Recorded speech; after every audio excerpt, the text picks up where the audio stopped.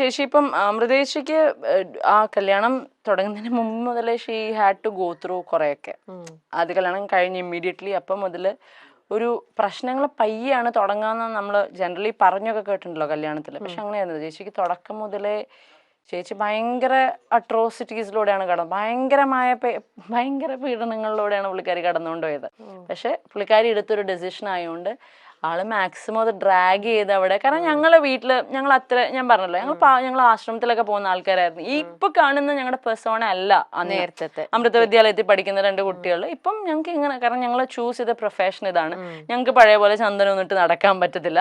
അപ്പൊ അങ്ങനെയൊക്കെ ഉള്ളതുകൊണ്ട് ഞങ്ങളുടെ ലുക്കും ഫീലും അതനുസരിച്ച് മാറ്റേണ്ടതായി വന്നു. പക്ഷെ ആ സമയത്ത് എന്ന് പറഞ്ഞാൽ ആശ്രമത്തിൽ ഫ്ലൂട്ട് വായിക്കുന്ന, ആശ്രമത്തിൽ എല്ലാം എൻ്റെ അച്ഛൻ്റെ അമ്മയുടെയും ഫാമിലി ഫുള്ള് അമൃതപുരി റിവോൾഡ് ആയിരുന്നു. അപ്പൊ അങ്ങനത്തെ ഒരു ഫാമിലിയിൽ ഒരാളുടെ ഫസ്റ്റ് ബോൾഡ് ഡെസിഷൻ ആയിരുന്നു. അതിൽ ചേച്ചി അനുഭവിച്ചതിനൊക്കെ കഴിഞ്ഞൊരു 6 മാസത്തിനിടയിലൊക്കെയാണ് നമുക്ക് ഒരിക്കലും സ്വപ്നം പോലും കാണാൻ പറ്റാത്ത രീതിയിലുള്ള അവർ അനുഭവിച്ചിട്ടുള്ള കാര്യങ്ങൾ എൻ്റെ അടുത്ത് പറയണത്. അതും എൻ്റെ അടുത്തേ പറഞ്ഞിട്ടുള്ളൂ, അമ്മയുടെ അടുത്തൊന്നും പറഞ്ഞിട്ടില്ല ഇപ്പോഴും. മനസ്സിലായി? അപ്പോൾ ആ ഒരു ഡിസിഷൻ ആയതുകൊണ്ടാണ് അത് ഒരുപാട് ഡ്രാഗ് ചെയ്തത്. പക്ഷെ അതാണ് എനിക്ക് എല്ലാവരോടും പറയാനുള്ളത്. നമുക്കൊരു സ്ഥലത്ത് പറ്റുന്നില്ല എന്ന് കണ്ട ആ സമയത്ത് ചിലപ്പോൾ എല്ലാവരും നമ്മുടെ അഗേൻസ്റ്റ് നിൽക്കുമായിരിക്കും. പക്ഷെ നമുക്ക് നമ്മുടെ കയ്യിൽ നിന്ന് കാര്യങ്ങൾ പോകുന്നതിന് മുമ്പ് അവിടെ നിന്ന് വിടുക. അല്ലാന്നുണ്ടെങ്കിൽ ഒരുപാട് കഴിയുമ്പോൾ നമുക്കത് ആർക്കും പറഞ്ഞ് കൺവിൻസ് ചെയ്യാൻ മിണ്ടാതെ കേൾക്കേണ്ടി വരും. That's all.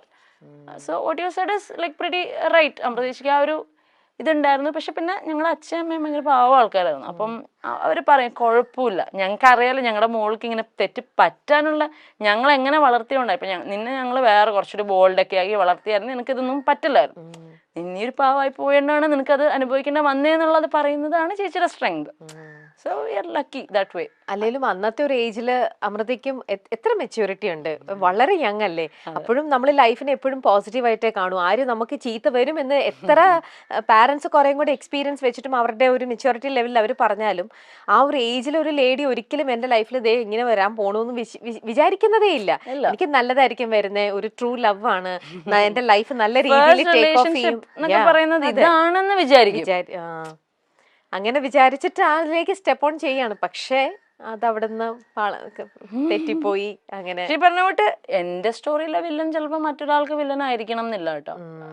അവര് തമ്മിൽ ചേരായിരുന്ന കൊണ്ടാണ് അവരത് വർക്ക് ആവുന്നത്. മേ ബി പുള്ളിയാണെങ്കിലും അയാള് നല്ലതാണെന്ന് തോന്നുന്ന വേറെ ആൾക്കാരുണ്ടാവുമായിരിക്കാം. അതിനകത്ത് നമുക്കൊരു തെറ്റും പറയുന്നില്ല. ആള് ചെയ്യുന്ന നല്ലതൊക്കെ നല്ലതാന്ന് തന്നെ അപ്പോഴും പറയുന്നുള്ളൂ.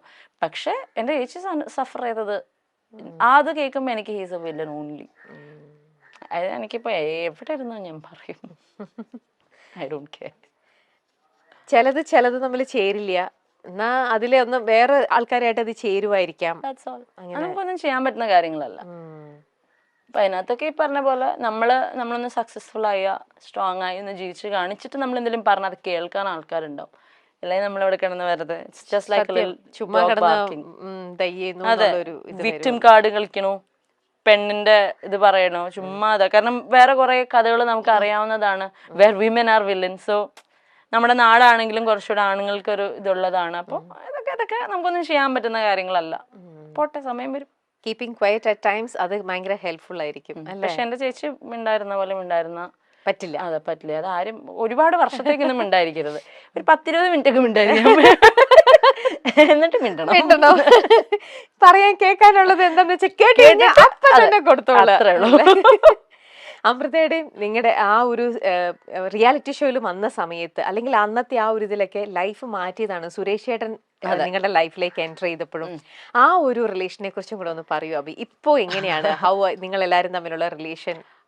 ആ ഒരു ഇത് പറയാനാണെങ്കിൽ ഇപ്പൊ സുരേഷ് അങ്കിളായിട്ടുള്ള നമ്മുടെ ഇതുവരെയും ഭയങ്കരമായിട്ട് സൈബർ ബുള്ളീഡ് ആയിട്ടുള്ള, അഗൈൻ ഈ പറഞ്ഞ പോലെ ഒരു 10 കമന്റുകളിൽ ഈ ഒരു സാധനം വരുമ്പോഴാണ് പയ്യ ആൾക്കാർ ഇത് അങ്ങനെ ആയിരുന്നല്ലോ എന്ന് ബാക്കി കമന്റ് ചെയ്യുക. അപ്പൊ സുരേഷ് അങ്കിളുടെ സീൻ എങ്ങനെയായിരുന്നെന്ന് വെച്ചാൽ, സ്റ്റാർ സിംഗറിൽ ചേച്ചിയുടെ ഫസ്റ്റ് റൗണ്ടിൽ തന്നെ മൗനമേ എന്ന് പറയുന്ന പാട്ട് പാടിയ റൗണ്ടിൽ ചേച്ചി ഒരു പട്ടുപാടയും ബ്ലൗസ് ആയിരുന്നു കേട്ടോ. അപ്പൊ ചേച്ചി പാട്ടിനും പെർഫോമൻസിനും നമ്മൾ ഇട്ടിരിക്കുന്ന കോസ്റ്റ്യൂമിനും ഒക്കെ ആയിരുന്നു മാർക്ക്. ചേച്ചിയുടെ കോസ്റ്റ്യൂമിന് മാർക്ക് കുറഞ്ഞു, പെർഫോമൻസിന് ഫുള്ള് കിട്ടി. അന്നാണ് സുരേഷ് അങ്കിൾ ഏഷ്യനെറ്റിൽ വിളിച്ചിട്ട് പറയുന്നത്, ഇനി അമൃതയ്ക്ക് കോസ്റ്റ്യൂമിന്റെ കേസിൽ ഒരു പ്രശ്നം ഉണ്ടാവരുത്.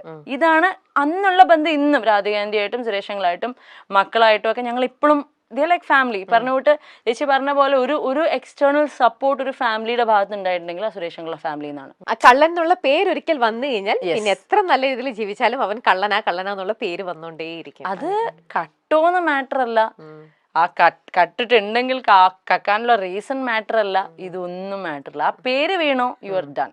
എസ്പെഷ്യലി കള്ളൻ എന്നുള്ളതിന്റെ നമുക്ക് അതിന്റെ ഒരു ജെൻഡറും കൂടെ മാറ്റിയ കള്ളിയാണെങ്കിൽ യു ആർ ഡൺ. ഒരു പെണ്ണിനാണ് ഇത് പറ്റുന്നുണ്ടെങ്കിൽ, കാരണം അതിനകത്ത് ഇപ്പം നമുക്ക് ഈ പറഞ്ഞ പോലെ നമുക്ക് മാറ്റാൻ പറ്റുന്നതായിട്ടുള്ള കാര്യങ്ങളല്ല. ഇതൊരു പാട്രിയാർക്കൽ സൊസൈറ്റിയാണ്, ഇവിടെ ഇങ്ങനെയാണ്. നമ്മുടെ കേരളം അല്ലെങ്കിൽ ഇന്ത്യ കുറെ കൂടെ ഒരു മെയിൽ ഡോമിനൻസ് ഉള്ള സ്ഥലമാണ്. അപ്പം നമുക്കതിനെ വേണമെങ്കിൽ അറിഞ്ഞ് നമ്മുടേതായ ഒരു വഴി വെട്ടി വരാം, അല്ലാന്നുണ്ടെങ്കിൽ അതിനെ പൂർണ്ണമായിട്ടും അഗേൻസ്റ്റ് ആയി നിൽക്കുക, അല്ലെങ്കിൽ മനസ്സിലാക്കി നിൽക്കുക. അപ്പം നമ്മുടെ എവിടെയെന്ന് പറഞ്ഞാൽ being A woman self earn ചെയ്ത് സെൽഫ് ഡിപ്പെൻഡൻ്റ് ആയി നിൽക്കുന്ന ഒരു പെണ്ണിന് ഇങ്ങനത്തെ ഒരു ടാഗൊക്കെ കിട്ടിക്കഴിഞ്ഞ് കഴിഞ്ഞാൽ അതിനകത്ത് നിന്ന് വരാനൊക്കെ ഭയങ്കര ബുദ്ധിമുട്ടാണ്. അതിനുവേണ്ടി അത്രയൊന്നും നമുക്ക് എഫേർട്ട് എടുക്കാൻ പറ്റില്ല, ബിക്കോസ് നമ്മുടെ ലൈഫ് വെച്ചിട്ട് നമ്മൾ കളിക്കേണ്ടി വരും. അത് വെരി ട്രൂ. ആ ഒരു പേര് വീണ് കഴിഞ്ഞു കഴിഞ്ഞാൽ പിന്നെ അത് മാറ്റിയെടുക്കാൻ വർഷങ്ങളെടുക്കും. ഒന്ന് വരാൻ ഒരു സെക്കൻഡ് മതി, അതൊന്ന് മാറ്റി അതൊന്ന് ഹീൽ ചെയ്ത് എടുക്കണമെങ്കിലാണ് അതിന്റെ മുകളിൽ എത്ര ഡേയ്സ് എത്ര ഇയേഴ്സ് വേണം അല്ലേ. അതിനകത്ത് പക്ഷെ ആർക്കും ഒരു പ്രശ്നമില്ലെന്നേ. ഒരാളുടെ വീഴ്ച അല്ലെങ്കിൽ ഒരാളുടെ പെയിനിനാണ് നമ്മൾ ഈ മോക്ക് ചെയ്യുന്നത്. എന്തായി ഇപ്പോന്നൊക്കെ ഒരു ടോണ് അങ്ങനെയൊക്കെ പറയുന്നെങ്കിൽ അത് അങ്ങനെ പറയാനും വേണം ഒരു പ്രത്യേക ഒരിത്. എന്തൊക്കെ ആയിരുന്നു എന്നൊക്കെ ചോദിക്കുമ്പം എടാ നമ്മളിവിടെ ആകെ വീണിരിക്കുള്ളൂ, സ്റ്റോപ്പ് എന്ന് നമുക്ക് അവിടെ പറയാനുള്ളൊരു ഓപ്ഷൻ. നേരിട്ടാണെങ്കിൽ നമുക്കത് പറയാം, പക്ഷെ അതും നിങ്ങൾ എന്താണ് സിറ്റുവേഷന്റെ ഡെപ്ത് മനസ്സിലാക്കുന്നില്ല, അവിടുത്തെ റിയാലിറ്റി മനസ്സിലാക്കുന്നില്ല, നിങ്ങൾ എന്ത് ചെയ്തു എന്ന് മനസ്സിലാക്കുന്നില്ല. ജസ്റ്റ് റാൻഡംലി ഇങ്ങനെ പോവാ, ഒന്ന് കൊടുത്തേക്കാം, കമന്റ് ചെയ്യുന്നു, പോണു. എന്താണെന്നൊന്നും അവിടെ അല്ലേ റിയാലിറ്റി മനസ്സിലാക്കാണ്ടാണ് പലരും കമന്റ് ചെയ്യണതും ഈ പറയണ പോലെ അറ്റാക്കിങ് ഒക്കെ. പിന്നെ ഞാൻ പറഞ്ഞില്ലേ ചേച്ചി, ഓരോ ആൾക്കാർക്ക് ഓരോ ലുക്ക് ഉണ്ട്, ഒരു വൈബ് ഉണ്ട്. ചിലർക്കൊക്കെ പറഞ്ഞോട്ട് ഭയങ്കര കള്ളന്മാരാണെങ്കിലും അവർക്ക് ഭയങ്കര പാവം ലുക്കായിരിക്കും. ഇനിയിപ്പോൾ അവരൊന്നും എക്സ്പ്ലെയിൻ ചെയ്തില്ലെങ്കിലും കുഴപ്പമൊന്നുമില്ല. പാവം കണ്ടാത്തന്നെ എങ്ങനെ അറിയാനാണ്? How can we judge a book by its cover? ഒരാളുടെ ലുക്കല്ല അയാൾ എന്താന്ന് ഇത് ചെയ്യുന്നത്. അപ്പൊ ഞങ്ങൾക്ക് ഇപ്പൊ എനിക്കൊക്കെ എസ്പെഷ്യലി ഞാൻ മറ്റേ പട്ടിഷോ ജാട അഹങ്കാരി ഇതാണ്. എൻ്റെ അടുത്തൊരു ഇച്ചിരി നേരം സംസാരിച്ചിട്ട് തന്നെ അങ്ങനെ ജഡ്ജ് ചെയ്താൽ കുഴപ്പമൊന്നുമില്ല. അപ്പൊ ഞങ്ങളുടെ ഭാഗ്യത്തിന് എൻ്റെ ചേച്ചി പണ്ടൊക്കെ ഭയങ്കര സ്റ്റാർസിങ്ങിന്റെ സമയത്തൊക്കെ ഭയങ്കര വേറൊരു പേഴ്സോണ ആയിരുന്നു. പക്ഷെ അവരുടെ ലൈഫ് ആണ് അവർ ഇത്രയും ബോൾഡ് ആക്കി ഇത്രയും സ്ട്രോങ് ആക്കി എന്നുള്ളത് എത്രത്തോളമൊക്കെ നമുക്ക് കൺവിൻസ് ചെയ്യാൻ പറ്റും, പറയാൻ പറ്റും, പക്ഷെ കൺവിൻസ് ചെയ്യാൻ പറ്റില്ല.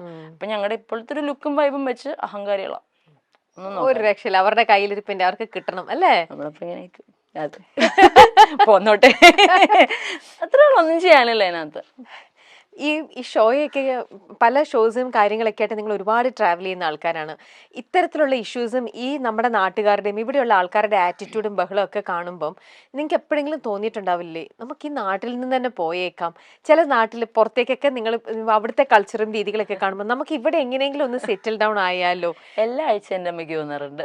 എല്ലാ ആഴ്ച ഏകദേശം ഒരു മൺഡേ തുടങ്ങി സൺഡേ ഒക്കെ ആകുമ്പോഴത്തേക്ക്, അതായത് ഇപ്പൊ ഇന്നിപ്പോ നമ്മുടെ ഷൂട്ട് നടക്കുന്ന ഒരു മൺഡേ ആണ്. ഇന്നിപ്പം അമ്മ ഇന്നലത്തെ ഡോസ് ഒക്കെ കഴിഞ്ഞ് ഇന്നൊന്ന് അതെ ഇതായിട്ടുണ്ട്, റീജനറേഷണൽ മോഡലാണ്. സൺഡേ ആകുമ്പോഴത്തേക്ക് പറഞ്ഞു നമുക്കൊന്ന് ഇവിടെ നിന്ന് പോയാലോ. കാരണം സൺഡേ ആണല്ലോ ഈ സോഷ്യൽ മീഡിയ, വീക്കെൻഡിലാണ് ഇതൊക്കെ ആക്റ്റീവ് ആവുക, അപ്പോഴാണ് കമന്റ്സ് ഒക്കെ ഭയങ്കരമായിട്ട് കൂടുക. അത് കഴിഞ്ഞിട്ട് നമുക്കൊന്ന് പോയാലോ എന്ന് എപ്പോഴും പറയാറുണ്ട്. പക്ഷെ ഈ പറഞ്ഞോട്ട് നമ്മുടെ ഉള്ളിൽ ഇപ്പൊ ഒരു വാശിയായി ചേച്ചി. ഞാൻ ജനിച്ച എൻ്റെ മണ്ണില് ഞാനൊന്നും ചെയ്യാതെ ആരുടെയൊക്കെയോ വാശി തീർക്കാൻ വേണ്ടി ബലിയാടായിട്ട് എനിക്ക് ഇവിടെ തന്നെ പ്രൂവ് ചെയ്യണം. ഞാൻ വേറെ എവിടെയെങ്കിലും പോയിട്ട് എനിക്ക് അവിടെ സക്സസ്ഫുൾ ആവുന്നതിനകത്ത് എന്താ കാര്യമുള്ളത്? ഓക്കെ, അവിടെ ഞാൻ പോവാം, പക്ഷെ എനിക്ക് ഇവിടെ നിന്ന് പോകണം. ഇവിടെ എന്റെ പേരുണ്ടാക്കി ഇവിടെ എനിക്ക് ഫൈറ്റ് ചെയ്ത് ഇവിടെ തന്നെ നമ്മുടെ കാര്യം ക്ലിയർ ചെയ്തിട്ട് ഞാൻ എന്താന്ന് എല്ലാവരും ഇവിടുത്തെ ആൾക്കാർ ആദ്യം നമ്മുടെ നാട്ടിൽ വിലയില്ലാതെ പിന്നെ പുറത്ത് എവിടെ പോയിട്ട് എന്താ കാര്യം? We love our place. ഞങ്ങളുടെ നാട് ഞങ്ങൾക്ക് അത്രയ്ക്ക് ഇഷ്ടമാണ്. ഇവിടെ വന്നിരിക്കുന്ന ആൾക്കാരെ തെറ്റിദ്ധാരണയാണ്, അത് ക്ലാരിഫൈഡ് ആവും. എന്നിട്ട് പുറത്ത് എവിടെയാന്ന് വെച്ചാൽ പോയി സെറ്റിൽ ആവും. അപ്പൊ ഇതന്നെ അമ്മയടുത്തും പറയാറുള്ളൂ, അമ്മ ഇതിലെന്താ കാര്യം? അവിടെ പോയി കഴിഞ്ഞാൽ നമുക്ക് നാട് മിസ് ചെയ്യും, നമ്മുടെ സ്ഥലം മിസ് ചെയ്യും, നമുക്ക് സമയം വരും, അങ്ങനെ തന്നെ പറയും. അല്ല പിന്നെ പറഞ്ഞു മാനിഫെസ്റ്റഡ് ആവുമായിരിക്കും. അത് ഡെഫിനറ്റ്ലി എൻ്റെ ക്ലോസർ സർക്കിളിലുള്ള ആർക്ക് എന്നെ പറ്റി ഒരു ചെറിയ തെറ്റിദ്ധാരണ വന്നാലും ഞാൻ അത് വിളിച്ച് സോൾവ് ചെയ്യുന്ന ആളാണ് maximum. When it comes to a large scale ഈ എന്റർടൈൻമെന്റ് മീഡിയയിലൊക്കെ നിൽക്കുന്ന ഒരു സിനാരിയോ വരുമ്പം ഒരു പരിധി വരെയൊക്കെ ഈ പറഞ്ഞ കുട്ടിയെ നമ്മൾ എഫക്ട് ചെയ്യാതിരിക്കാൻ വേണ്ടിയിട്ട് നമുക്കത് അവോയ്ഡ് ചെയ്ത് പോവാം. പക്ഷെ എന്നെ വളർത്തുന്നവരുടെ മുമ്പിൽ എന്നെ പറ്റി ഒരു റോങ് ആയിട്ടുള്ള ഇൻഫർമേഷൻ അറിയുന്നുണ്ടെന്നുണ്ടെങ്കിൽ, അവരിലേക്ക് എത്തുന്നുണ്ടെന്നുണ്ടെങ്കിൽ അത് ക്ലാരിഫൈ ചെയ്യാൻ ആഗ്രഹിക്കുന്ന ആളാണ് ഞാൻ. കാരണം ഞാൻ മിണ്ടായിരുന്ന അതെല്ലാവരും മറന്നോളുമല്ലോ എന്ന് ഞാൻ ഒട്ടും വിചാരിക്കുന്നില്ല. കാരണം എന്റെ മുമ്പിൽ എന്റെ ചേച്ചിയുടെ ലൈഫും ഉണ്ട്. ഞാൻ മിണ്ടായിരുന്നു കഴിഞ്ഞാൽ പയ്യെ അവർക്ക് മനസ്സിലാവും. എങ്ങനെ മനസ്സിലാവാനാണ്? എന്റെ സൈഡ് ആൾക്കാർക്ക് പറയാതെ എങ്ങനെ മനസ്സിലാവാനാണ്? ഇപ്പം ഈ ഒരു ലോകത്ത് ഞാൻ പറഞ്ഞില്ലേ, ഈ പറഞ്ഞ പോലെ നമ്മൾ ജെന്യൂൻ ആയിട്ട് നിൽക്കുകയാണെന്നുണ്ടെങ്കിൽ കോൺസ്റ്റന്റ്ലി നമ്മളെ പറ്റി എന്തെങ്കിലും ഒരു തെറ്റായ കാര്യം പറയുകയാണെങ്കിൽ ആൾക്കാരെ പറഞ്ഞ് ബോധിപ്പിക്കേണ്ട ഒരു റെസ്പോൺസിബിലിറ്റി ഉണ്ട് നമുക്ക്. കാരണം നമ്മളെ വളർത്തുന്ന ഓഡിയൻസ് തന്നെയാണ്, അവർക്കാണ് ഒരു മിസ്അണ്ടർസ്റ്റാൻഡിങ് വന്നിട്ടുള്ളത്. അപ്പോൾ അവരെ നമ്മളത് കാര്യം കാരണം they are like A family. ഇതൊരു എക്സ്റ്റെൻഡഡ് ഫാമിലി തന്നെയാണ്. ഇപ്പം ഞങ്ങൾ വ്ളോഗേഴ്സ് എന്നൊക്കെ പറയുമ്പോഴത്തേക്കും AG വ്ളോഗ്സ് ഒക്കെ തുടങ്ങുന്ന സമയത്ത് ഞങ്ങൾക്കൊരു വലിയ കുടുംബം ഉണ്ടായിരുന്നു. ഈ ഫോളോവേഴ്സ് ആയിട്ട് വന്ന ആൾക്കാർ ഒരു ഫാമിലി ആയിരുന്നു. അപ്പം അത് ഞങ്ങൾക്ക് ബിഗ് ബോസിലൊക്കെ പോയി കഴിഞ്ഞപ്പോഴത്തേക്കും ഇടയ്ക്കൊരു വലിയ ബ്രേക്ക് ഒക്കെ വന്ന് നിന്ന് പോയി. പക്ഷെ എന്നാലും ഇന്നും ഞങ്ങൾക്ക് ഒരുപാട് ഫോളോവേഴ്സിന്റെ പേരും മുഖം ഒക്കെ ഓർമ്മയുണ്ട്. ഞങ്ങൾ ഇന്നും ടച്ചിലല്ല എന്നുണ്ടെങ്കിലും. അപ്പം നമ്മുടെ വീട്ടിൽ നമ്മളെ പറ്റി ഒരു തെറ്റായ കാര്യം എത്തിക്കഴിഞ്ഞാൽ നമ്മളവിടെ ക്ലാരിഫൈ ചെയ്യുന്നുണ്ടെങ്കിൽ അതേ എക്സ്റ്റെൻഡഡ് ഫാമിലിയാണ് ഈ ഓഡിയൻസും. അവരുടെ അടുത്തും ഒരു പരിധി വരെയൊക്കെ നമ്മൾ ക്ലാരിഫൈ ഉണ്ടെന്ന് ഞാൻ വിശ്വസിക്കുന്നുണ്ട്. പക്ഷെ മറ്റേ ആറ്റിറ്റ്യൂഡും കുഴപ്പമൊന്നുമില്ല. I don't care, it's part of the game എന്ന് പറഞ്ഞ് പോകുന്നതിനും ഒരു തെറ്റുമില്ല. പക്ഷെ ഞാൻ എൻ്റെ ഒരു സിനാരിയോ വരികയാണെങ്കിൽ എന്നെപ്പറ്റി ആരെന്ത് പറഞ്ഞാലും ഞാൻ അപ്പം ഒന്നിരിക്കും. ചിലപ്പോൾ അതിൻ്റെ ട്രോമ ആയിരിക്കാം ചേച്ചിയുടെ കേസിൽ. പക്ഷെ ഐ വിൽ ക്ലാരിഫൈ. ഒന്നും പിന്നത്തേക്കില്ല, എല്ലാം അപ്പ തന്നെ. ശരിയല്ല, ഉറക്കുമ്പോ